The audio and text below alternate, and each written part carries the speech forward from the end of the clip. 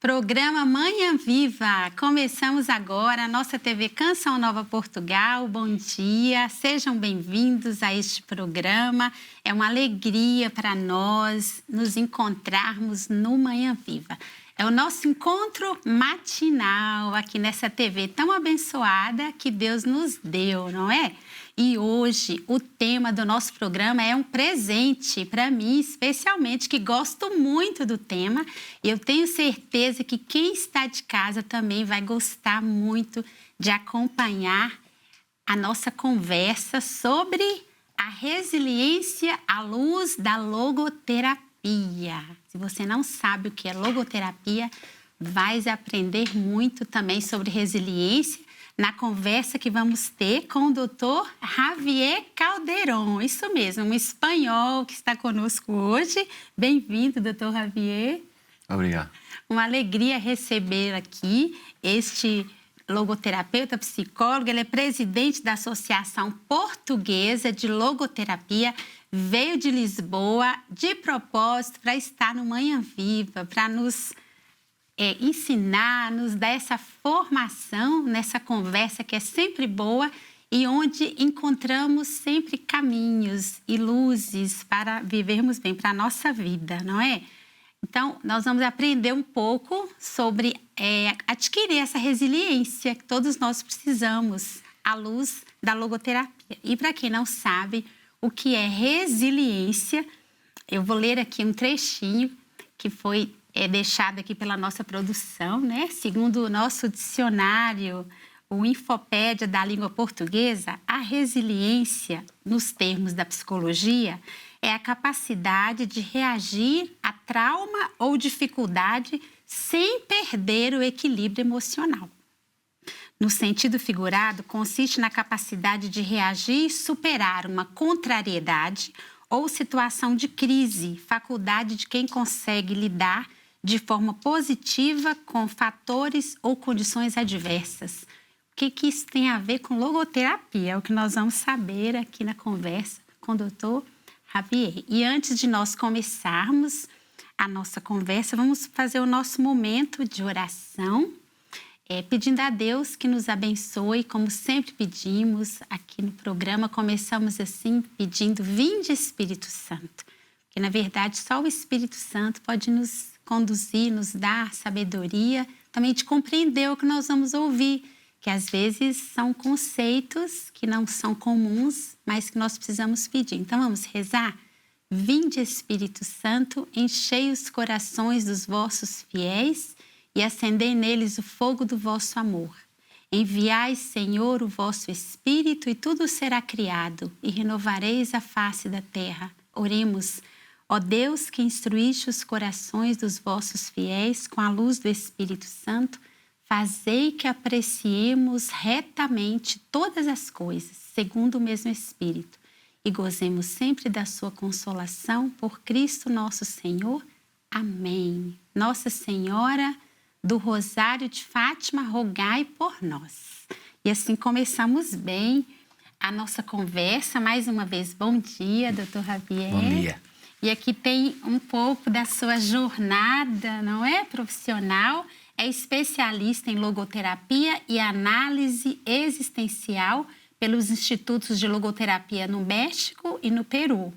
Master em intervenção psicossocial em menores e especialista em criminologia e delinquência juvenil. Master em antropologia personalista e hiperatividade. E caso seja necessário, o Dr. Javier pode acrescentar mais alguma informação sobre... O mais importante, se calhar, é que estou casado e tenho 7 filhos, não? Ai, que bonito!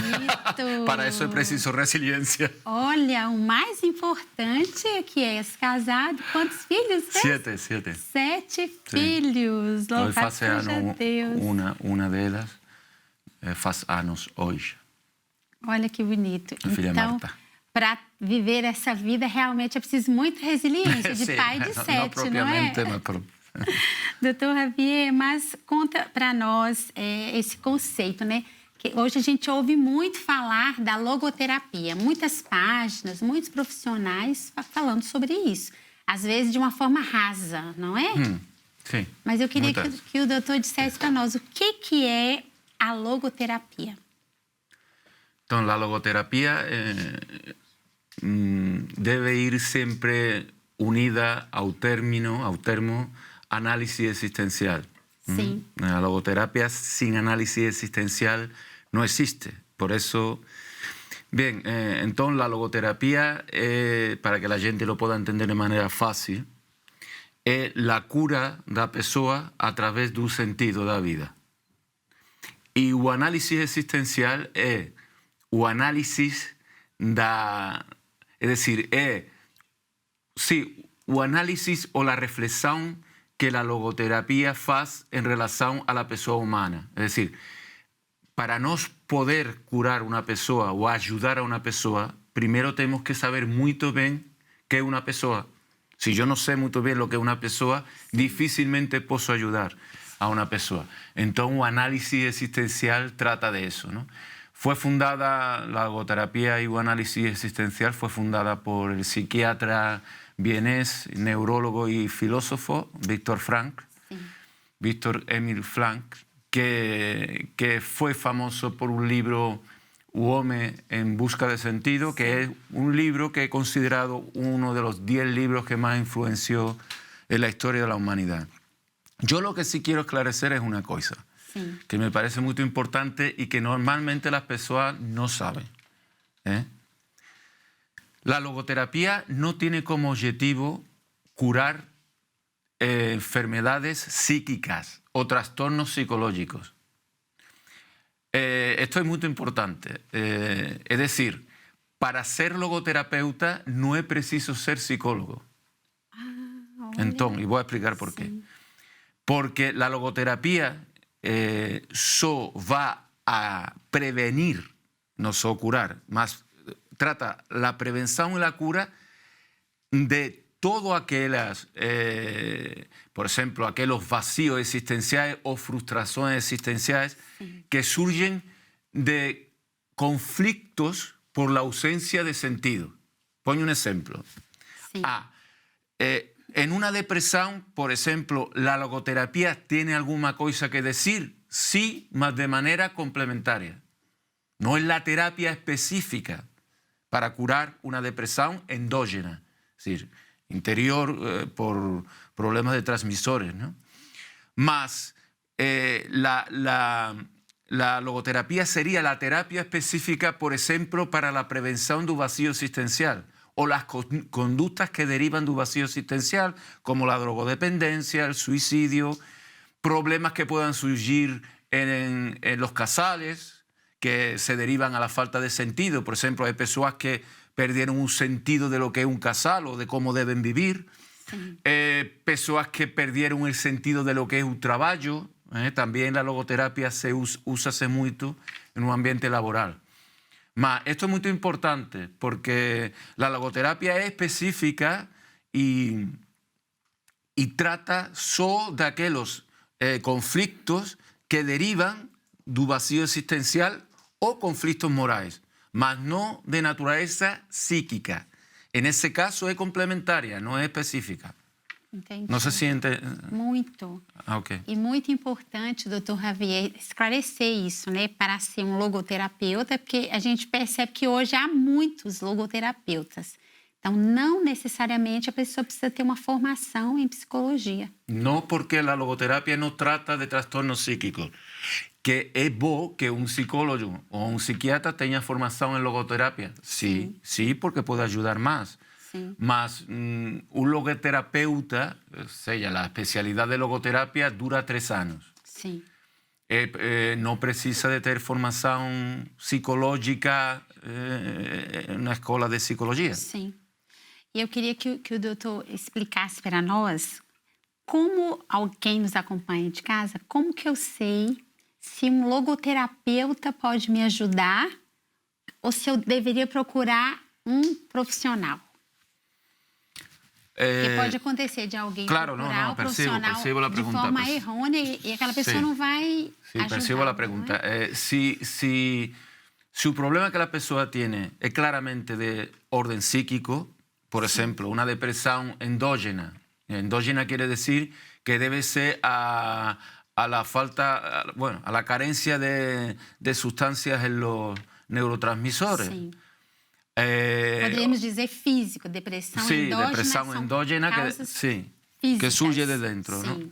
Una persona que tiene esquizofrenia, una persona que tiene un trastorno obsesivo compulsivo, esas personas tienen trastornos psicológicos, deben ir a un psiquiatra Entendi. y aprender una terapia que le ayude a superar esos problemas.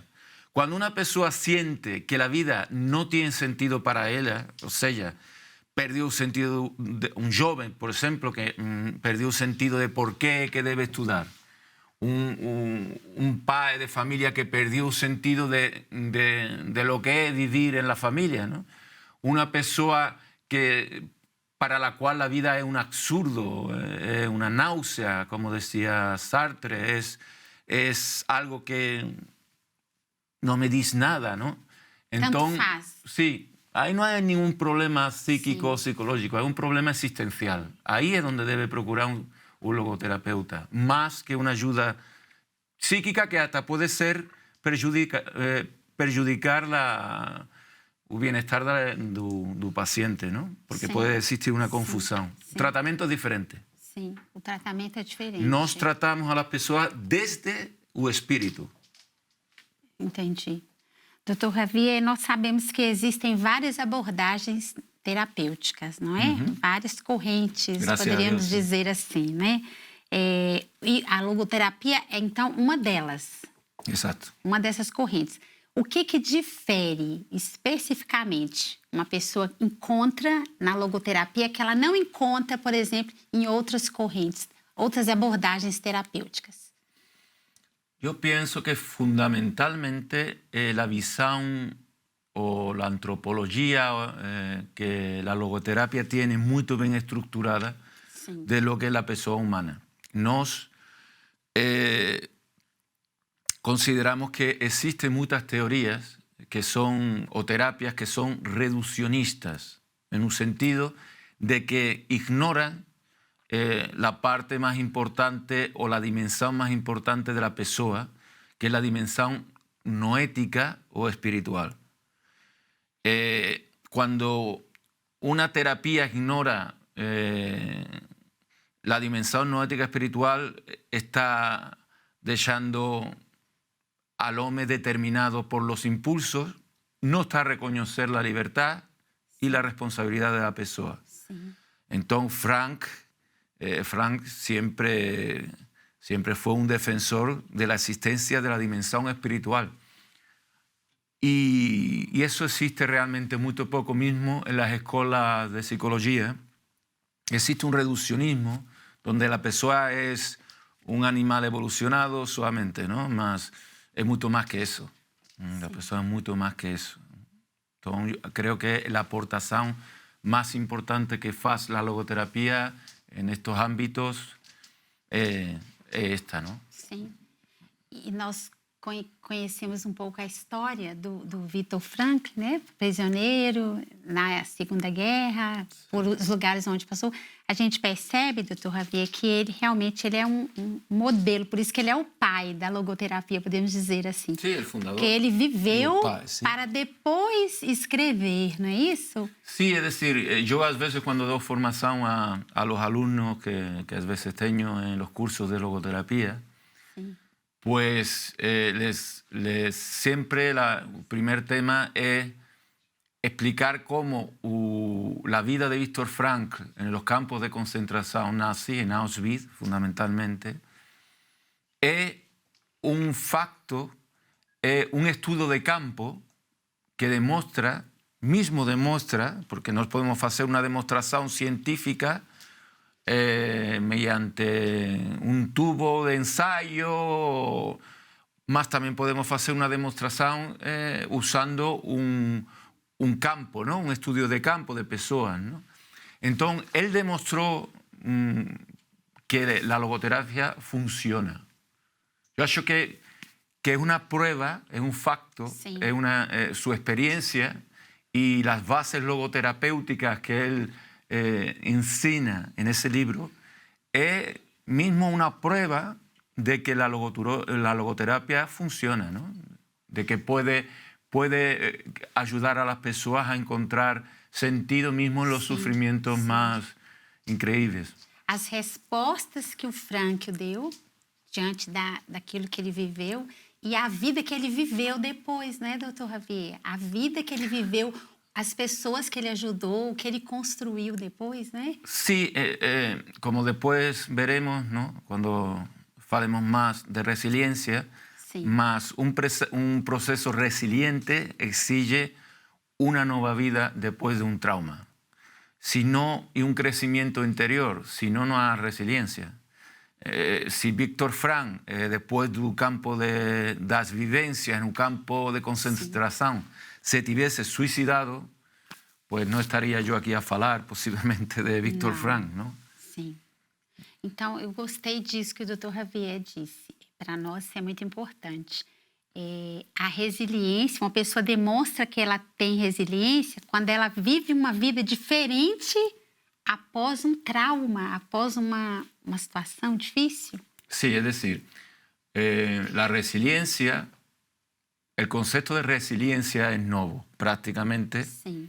Es un concepto que surge en 1972. Víctor Frank no usó mucho este término, por no decir nada. Yo no tengo leído... Não havia antes, então. No. Él no fala en los libros de resiliencia. Mas, evidentemente, todas las personas que han estudiado la vida de Víctor Frank reconocen que está entre los 3 psiquiatras o da historia que más han contribuido al concepto de resiliencia, ¿no? Entonces, un psiquiatra y neurólogo que más te ha falado de resiliencia es el doctor Boris Cyrulnik, que es un francés que tiene estudiado y explicado muy bien lo que es el trauma, ¿no? Lo que es la resiliencia. La resiliencia es una cosa muy simple de definir. La resiliencia exige que exista un trauma, no un sufrimiento. Esto es muy importante. Es decir, no hablamos de resiliencia cuando una persona sufre y después supera ese sufrimiento. Ahí hablamos de una persona valiente, de una persona que sabe, que supo superarse a sí mismo. El término propiamente de resiliencia exige que exista un trauma. ¿Cómo no sabemos que existe un trauma? Actualmente, aparte de los síndromes de estrés postraumáticos, los pesadelos, etc., hoy, a través de la neuroimagen, sabemos que cuando una persona sufre un trauma, el cerebro apágase, como si sufriera un knockout de box. Por imágenes, nos podemos leer el cerebro y ver que eso acontece. El cerebro deja de funcionar. Bien. Cuando una persona sufre, el cerebro no deja de funcionar. Por exemplo, doutor, vou pedir para o doutor especificar para nós. Sim. Luto não é um trauma. Então, el trauma va a depender mucho del acontecimiento y de cómo la persona va a reagir frente a aquello que acontece. No, hay personas que pierden un ser querido, sufren mucho, mas no es especialmente traumático.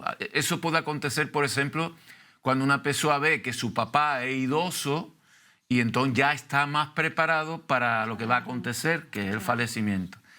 Mas si un ser querido muere de manera repentina, un accidente de tráfico, una doença inesperada, un asesinato, lo normal es que esa persona sufra un trauma, ¿no? Y fique traumatizado. En ese momento el cerebro deja de funcionar bien.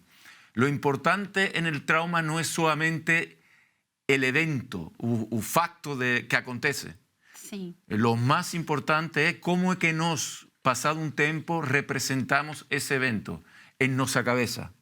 Cómo es que qué memoria dramática o qué memoria tenemos del impacto del suceso traumático. A isso chamamos representação do trauma e é vital para a superação. Para isso é muito importante a assistência da criação de vínculos significativos. Sim. Normalmente vão ser outras pessoas que nos vão ajudar a dar sentido a esse trauma. Sim. Então, é fácil. O que é a resiliência? É iniciar uma nova vida com sentido depois de um trauma. Entendi. É aí que entra a experiência toda e do Viktor Frankl, né?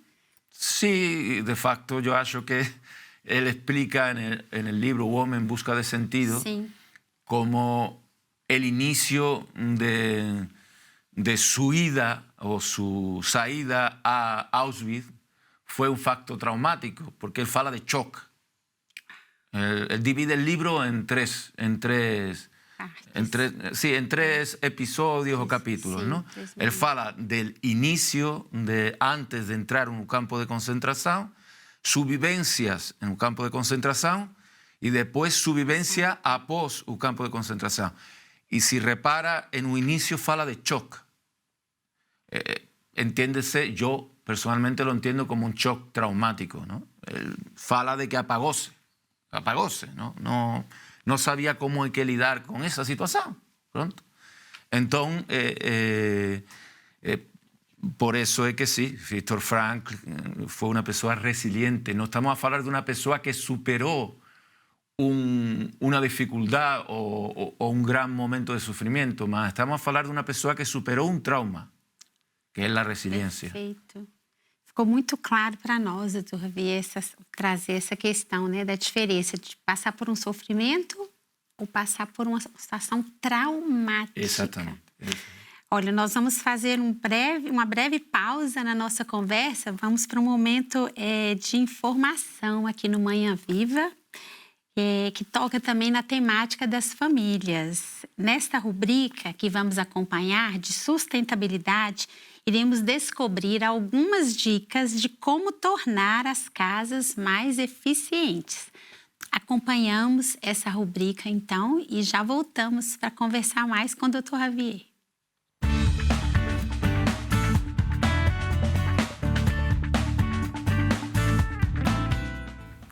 Bom dia, é uma alegria estar aqui consigo neste momento. O tema desta rubrica é então como tornar uma casa mais eficiente. Mas para saber mais, estou aqui com a presença da engenheira Elsa Gant, Team Leader da área da energia e sustentabilidade da DECO Proteste. Vamos saber que estratégias podemos adotar para que a eficiência seja então a melhor amiga do ambiente. Bom, é verdade que há casas eficientes, sem dúvida, mas também a maioria das casas em Portugal não é muito eficiente. Portanto, acho que toda a gente se queixa muito lá está, que a eficiência em casa, a eficiência térmica não é a mais adequada.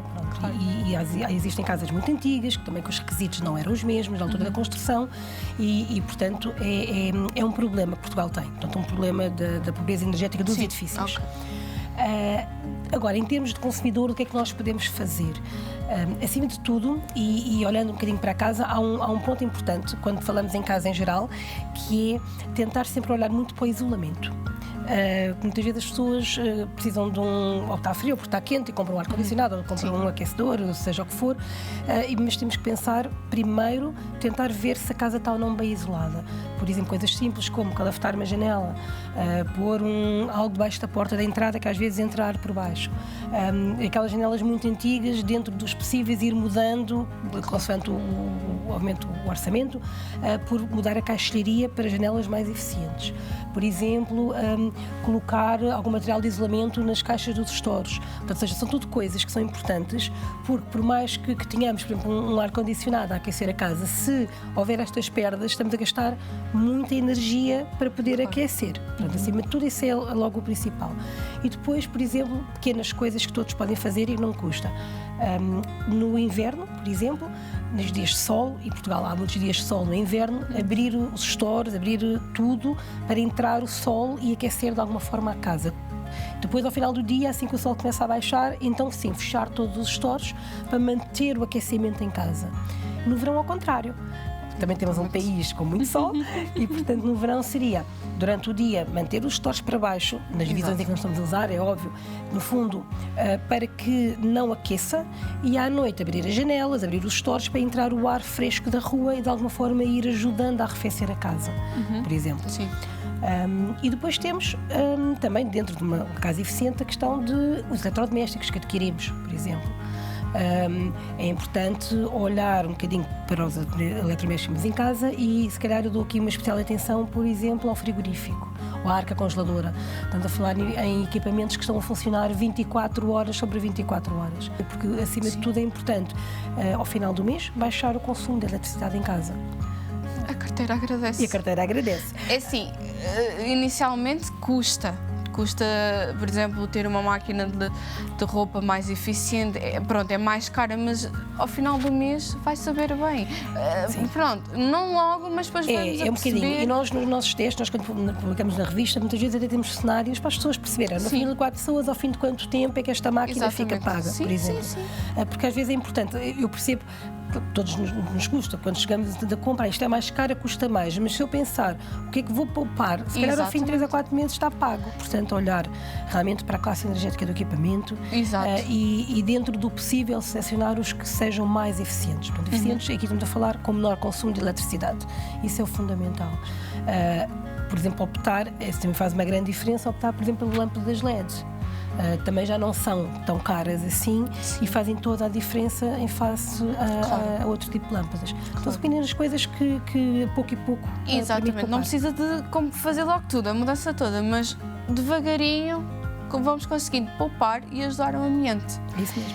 Então, tornar uma casa, como já dissemos, tornar uma casa eficiente tem bastantes custos, mas significa poupar energia, criar hábitos amigos do ambiente e, claro, vai reduzir na nossa conta, na nossa carteira.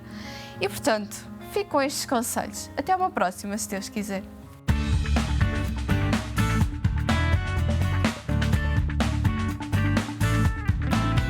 E após a nossa rubrica, nós precisamos fazer um breve intervalo, mas já voltamos. Não perca a segunda parte deste programa com o Dr. Javier, porque tem muita coisa que nós precisamos ouvir e aprender.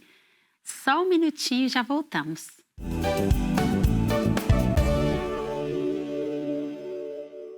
Estamos de volta com o Manhã Viva de hoje, com um tema muito interessante, muito importante também para nós todos que acompanhamos o programa. Para quem não esteve no primeiro bloco, temos aqui hoje a presença do Dr. Javier, que é presidente da Associação de Logoterapia aqui em Portugal. Está nos falando sobre a logoterapia e também sobre a resiliência. Como nós podemos adquirir mais resiliência com a ajuda aí desta corrente, né, da filosofia que hoje é tão conhecida no mundo inteiro, que foi deixada por Viktor Frankl. Então, a conversa aqui está muito boa e agora, no segundo bloco, tem muita conversa boa para quem está ligando agora aí a sua televisão e nos acompanhando. Então, vamos voltar aqui para a nossa conversa, né, doutor? Sim, claro. Eu queria que o doutor Javier falasse para nós, dentro da logoterapia, o que são os fatores de risco e os fatores protetores para a pessoa, o paciente que está buscando resiliência. Bem, essa pergunta daria para 4 programas, Sim. mas eu vou tentar resumir, ¿está bien? El mundo de hoy no facilita la resiliencia. Falava Viktor Frankl das neuroses colectivas, da cultura e o espírito de uma época. Uma sociedade, eu não sou negativista, todo o contrário, sou muito positivo, mas para ser positivo, primeiro hay que reconhecer a realidade. E depois, ser positivo no es decir todo va a correr bien. Ser positivo es aceptar la realidad y ver las posibilidades de mejora. Más tengo que aceptar la realidad.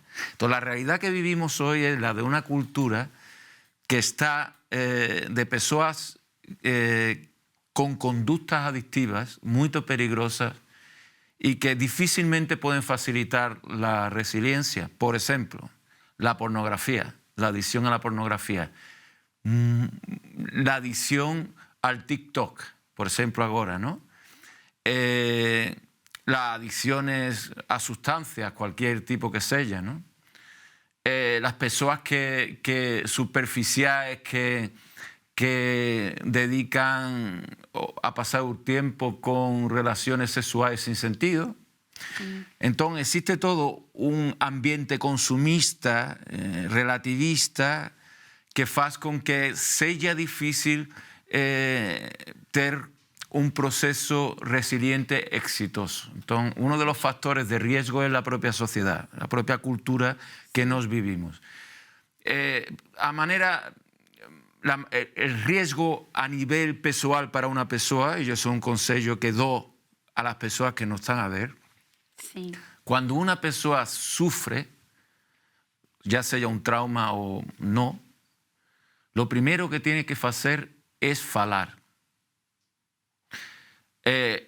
La persona que sufre un trauma y no fala, ese trauma después es muy difícil de recuperar, porque la resiliencia es un proceso libre y costoso. Subliño lo de libre, ¿no?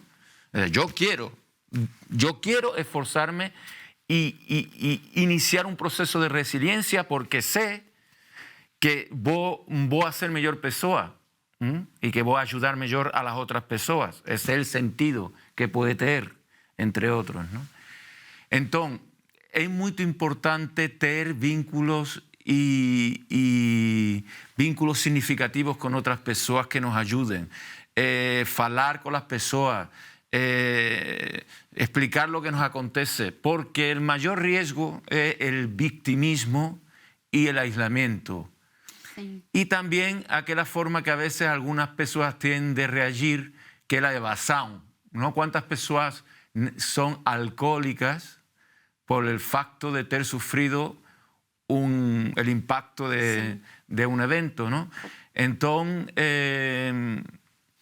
factores de protección es muy importante, el diálogo y hablar es lo más importante. No aislarse, no ficar sozinho con la propia pena, con los propios pensamientos traumáticos, ¿no? Y después,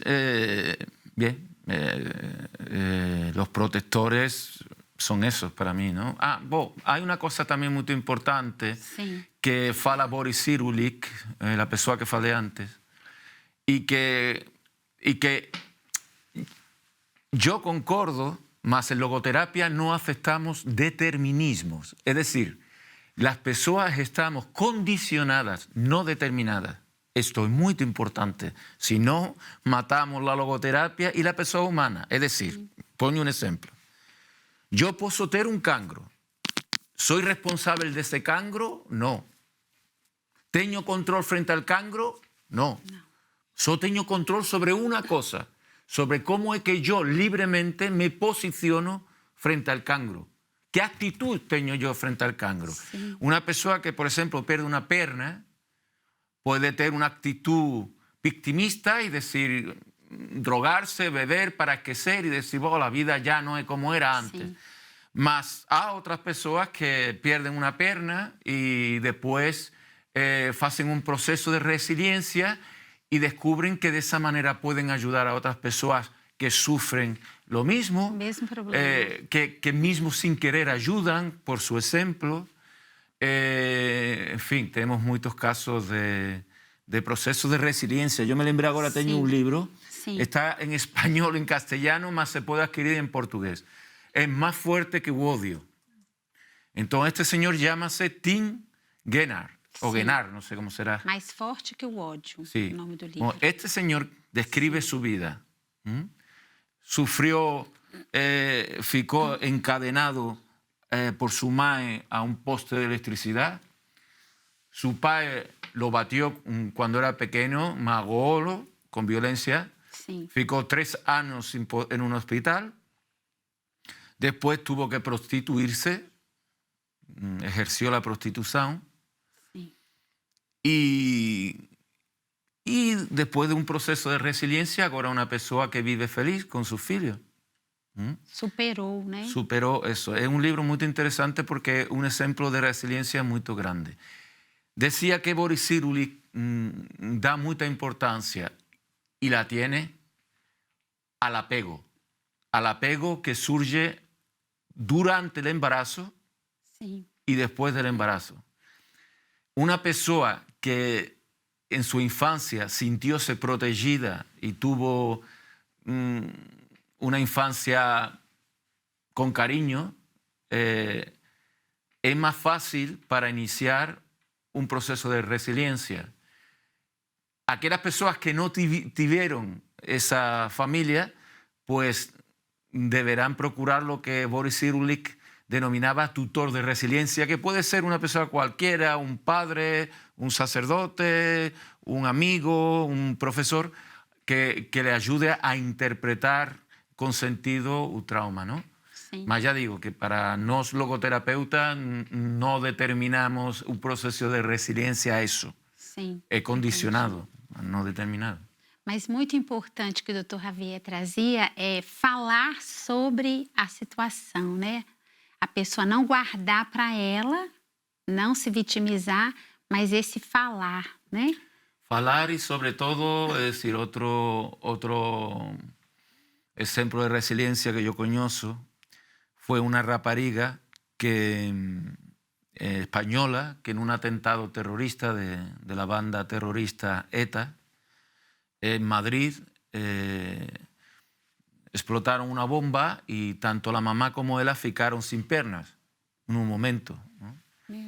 Entonces esta rapariga, bueno, ya una mujer, pues fala en los medios de comunicación y explica cómo su proceso de resiliencia se inició cuando perdonó a los terroristas. La mamá se lo dice al principio, le dice: Filia, no puedes dejar que los terroristas te tiren además tu vida, porque una persona que vive en el rencor y en un odio destruyese a sí propia, ¿no? Sí, Propio famoso Nelson Mandela, cuando salió de la prisión, lo primero que tenía en mente es vengarse, porque él falaba de cómo es posible yo ter tirado injustamente tantos años de vida a la prisión, ¿no? Sí. Mas él dice en su memoria que escuchó la voz de Jesús que le decía: Mandela, no dejes que te tiren además tu vida, ¿no? Bonito isso, né? E nessa construção, doutor Javier, da resiliência, o Viktor Frankl traz algumas palavras assim fortes, né? Que eu queria que o doutor falasse sobre elas. Alguns conceitos que ele traz também no livro, né? Para nós sermos essas pessoas resilientes, que é a resistência do espírito, a busca de sentido como motivação primária, a autotranscendência e o autodistanciamento. Tanta coisa. Vamos a tener que ir una por una, ¿no? ¿Cuál es la primera? Isso. ¿Cuál es la primera? Pode começar sobre a resistência do espírito. Ah, bien, pues coincide. Voy a decir palabras textuales de Viktor Frankl, Sim. que es un maestro.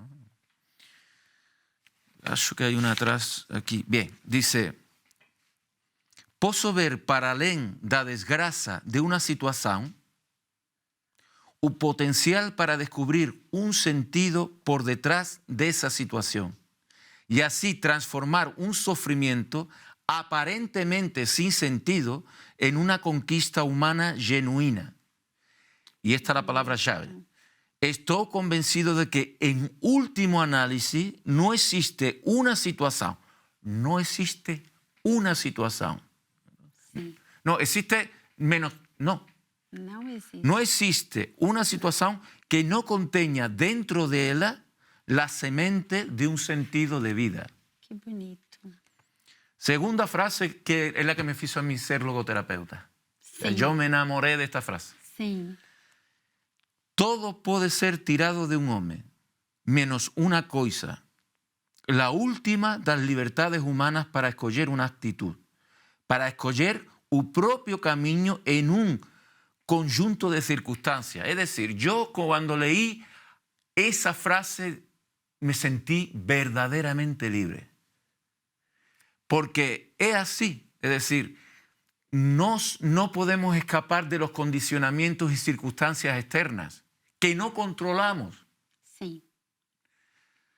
Mas la actitud frente a esas cosas que no controlo dependen de mí. Y yo soy responsable por tener la actitud correcta frente a un dolor o una desgracia.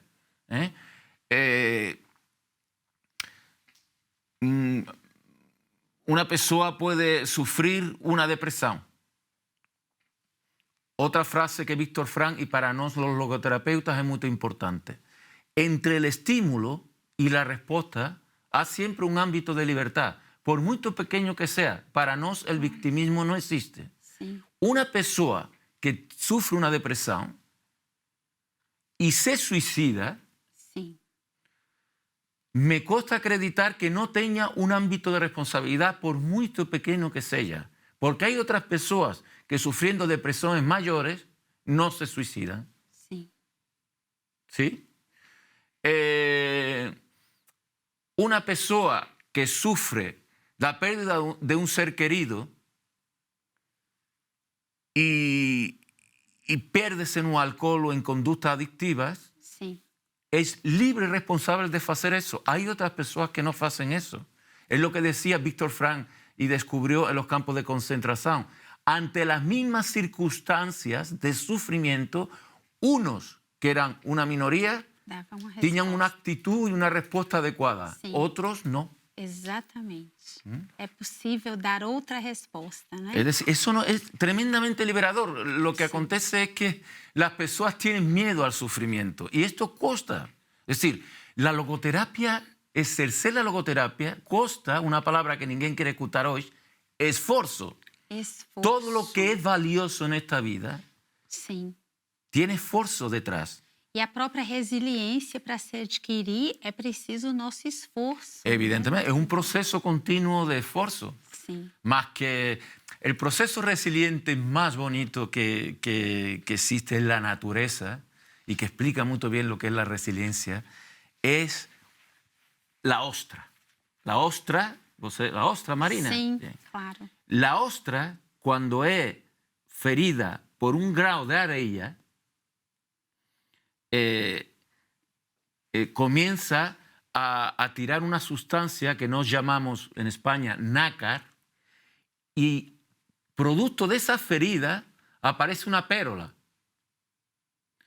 Entonces, eso es la resiliencia. No es ficar como uno después de un sufrimiento, ficar en la misma. Es yo fico mejor persona. El proceso resiliente merece la pena porque yo voy a ficar siendo mejor persona. Para mí y para los otros. É possível tirar bem maior daquela situação. Sí, Elizabeth Kubler-Ross, que fue una psiquiatra que es la persona que más tiempo estuvo con moribundos en la historia, fue una de las que iniciaron los cuidados paliativos, decía que las personas más maravillosas y formosas que tenía conocido son aquellas que superaron sufrimientos muy grandes. No es preciso sufrir para ser buena persona. Sim, claro. Mas esta vida Sim. conlleva pequeños sufrimientos siempre. Sim, ¿no? sim. Doutor Javier, e o autodistanciamento? Como é que a gente pode decir, aprender a fazer isso, né, diante da Sí, do es decir, sofrimento? para nosotros las técnicas que tenemos más importantes para ayudar a una persona, puede ser un consejero, un psicólogo, el autodistanciamiento y la autotrascendencia. ¿Qué es el autodistanciamiento? El autodistanciamiento nos hacemos así como trabajo de oftalmología. Tiramos el foco de atención de la persona del trauma y le ayudamos a que ponga el centro de atención en otras cosas diferentes al trauma. Entonces, ¿cómo es que nos hacemos eso? Pues existen dos maneras. Ignorar el síntoma. Voy a poner un ejemplo. Si cayera un ejemplo un bocadillo bajo, pero acho que sirve. Vamos a imaginar que yo tengo una mosca. Esa mosca puede ser un pensamiento intrusivo, una imagen que me pone triste, una obsesión, un pensamiento depresivo, ¿no? Yo lo tengo aquí, la mosca, ¿no? Dice mosca también. Claro, sí, la mosca. sí. Bi. La actitud errónea sería luchar contra la mosca. Si yo me resisto al sufrimiento, el sufrimiento aumenta. Sí. Eso es experiencia interna. O sea, si yo me resisto a sufrir y digo no a la mosca, cada vez la mosca va a estar más presente en mi plano de conciencia, ¿sí? Entonces, cuando yo acepto que la mosca está acá, no ligo a la mosca y continúo a hacer mi trabajo, ¿yo qué estoy a hacer? Ignorar el síntoma. Es decir, muy bien, el pensamiento obsesivo está ahí, mas, ok, está ahí, déjalo estar ahí. No lo quieras tirar, déjalo ahí. Porque cuanto menos atención se pone en un problema o en un pensamiento, desaparece la fuerza, va pasando. Llegará un momento en donde ya ese pensamiento desaparece. Y hay otra manera que es mediante el sentido del humor. Yo puedo no enfrentar la mosca y reírme de ella. Eso lo usaba muy bien. Nos tenemos una técnica logoterapeuta que llama la intención paradoxal, sí, que consiste en fugir de la hiperreflexión mediante el sentido del humor. Voy a ponerte un ejemplo que me aconteció a mí. Por ejemplo, este es un ejemplo para todas las cosas de la vida, ¿no? Yo, por ejemplo, cuando era pequeñito, tenía miedo a fantasmas. Entonces, no podía tener la puerta del armario medio abierta porque pensaba que un fantasma podía aparecer. Sí. Entonces, una persona amiga díceme, un profesor, díceme, entonces, Xavi, ¿por qué no procuras conocer un fantasma? ¿Sí? ¿Ninguém vio nunca un fantasma? Tú sabes lo importante. Tú dices, ¿quieres acabar conmigo? Todo bien. Mas voy a presentarte una persona, que es mi profesor, que quiere conocer un fantasma porque nunca vio un fantasma. Debe ser precioso conocer un fantasma. Entonces, como el miedo y el sentido del humor es incompatible, sí, el miedo desaparece. El sentido del humor surge de nuestra indigencia. sí. Es decir, cuando nos sabemos miserables, tenemos mucha materia para reírnos. Es decir, si uno realmente sabe quién es, debería estar siempre contento y con sentido del humor. Sí. Porque somos capaces de los pensamientos más parvos, sí. Entonces, reírse es superarse, ponerse por encima, ver los acontecimientos desde la distancia, como un avión. Sí. Y después no tornar tan trágica la existencia. Cosas en esta vida que sean duras, 3 o 4, ¿no? La pérdida de un ser querido, una dolencia incurable. Ahí sí merece la pena llorar y sufrir. Sí. Mas el resto del sufrimiento lo inventamos con nuestra imaginación y con nuestra memoria. Siempre estamos a sufrir por cosas que nunca acontecieron o nunca acontecerán. Só os pensamientos. Porque no vivimos, que para la logoterapia es muy importante encontrar el sentido de la vida presente, en cada momento. O sea, la vida no tiene sentido en abstracto, tiene sentido en cada momento. Sí. Entonces hay que estar en el presente, ir de día en día, ¿no? Então, a resiliência é algo que se constrói, né, doutor Javier? Es un proceso. É um processo. Es un proceso que es difícil, mas que merece la pena. Doutor Javier, estamos chegando ao final do nosso programa. Passou muito rápido, mas eu queria que o doutor falasse uma última questão, rapidamente, para a gente encerrar. Qual o papel que Deus tem na resiliência? Qual é o papel? Mas antes vou falar, se me permites, de uma coisa que me esqueci, que é muito importante. Es decir, porque yo falé de dos factores esenciales en la logoterapia. Uno es el autodistanciamiento, más el segundo y más importante es la autotrascendencia. Es decir, y esto es muy importante para la gente que nos está escuchando, la autotrascendencia es salir de uno propio. Cuando yo tengo una persona o tengo alguna causa por la cual merece la pena luchar, yo seré resiliente. Porque el amor a esa causa o a esa persona es la que va a hacer que yo sea resiliente. Y no solo eso, el efecto de mi entrega a esa persona o a esa causa es la felicidad. La felicidad no está en preguntarle a la vida, hay mucha gente que hace eso. La vida no me dice nada. Claro, porque la vida no está para decir cosas. La vida interroga y pregunta, ¿cómo estás a ser buen marido o no? ¿Estás a ser buen estudiante o no? ¿Estás a ser buen sacerdote o no? Las personas que son felices son por un efecto no intencional. Es decir, cuando yo me entrego a algo a alguien, la felicidad llega por añadidura, por efecto. La persona que procura la felicidad directamente nunca la va a encontrar. Entonces, la autotrascendencia, yo me autodistancio de mi doença o de mis pensamientos, no para estar zen, sino para entregarme todo mi ser en una causa o algo que está en el mundo, fuera de mí, no dentro de mí, fuera de mí, ¿no? Qué bonito. ¿Eh? Y ahí, Esas son las palabras llave. sí. Me autodistancio de mis problemas para amar. Cuando yo amo, sin procurar nada en troca, la felicidad me llega como um efeito. Sim. Então, aí nós vamos... Já temos a resposta, né? Onde Deus entra nisso, né, doutor? No tanto. Porque... Explico.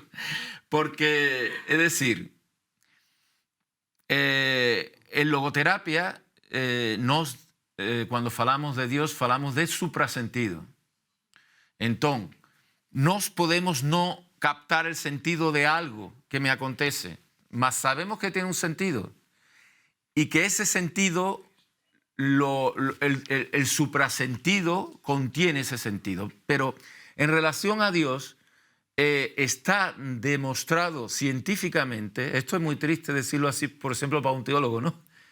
Que el rezar y el tener una relación personal con un Dios. Boris Cyrulnik escribió su último libro, llámase La psicoterapia de Dios. Entonces, él demuestra, porque existió en el Congo unos meninos que eran meninos soldados, y ellos le preguntaron una vez, ¿por qué yo solo me siento bien cuando estoy en la iglesia?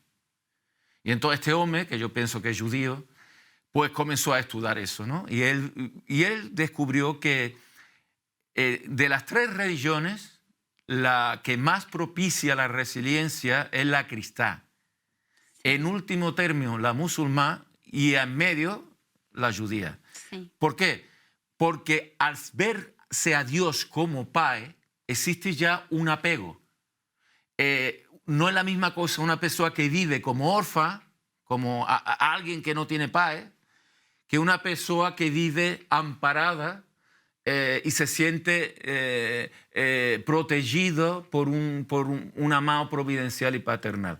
Mas eso no es teología, es psiquiatría. O sea, eso está estudiado, sí, no es una cosa que una persona... Está estudiado que rezar,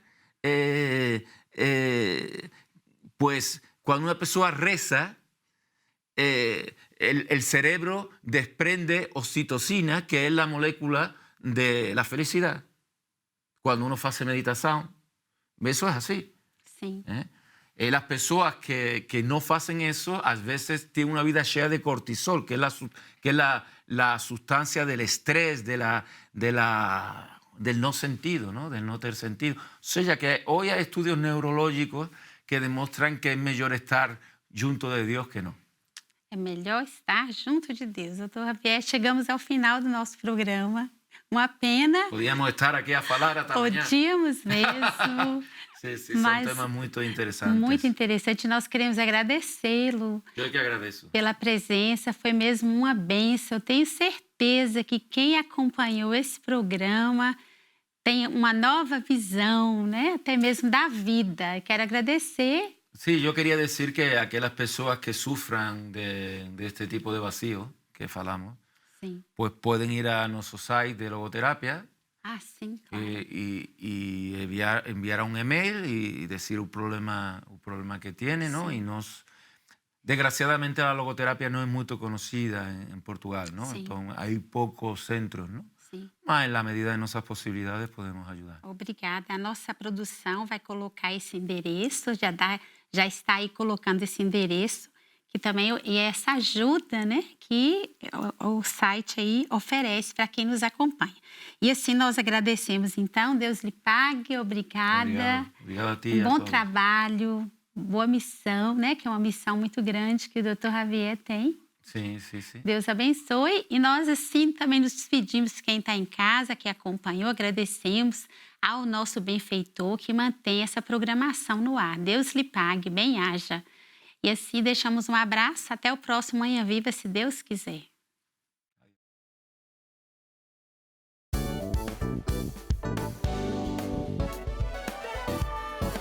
Se gostou deste programa, clica aqui na nossa playlist aqui em baixo para ver outros episódios. Se ainda não subscreveu o nosso canal do YouTube, faça-o já clicando neste botão aqui do lado e será logo o primeiro a saber todas as novidades.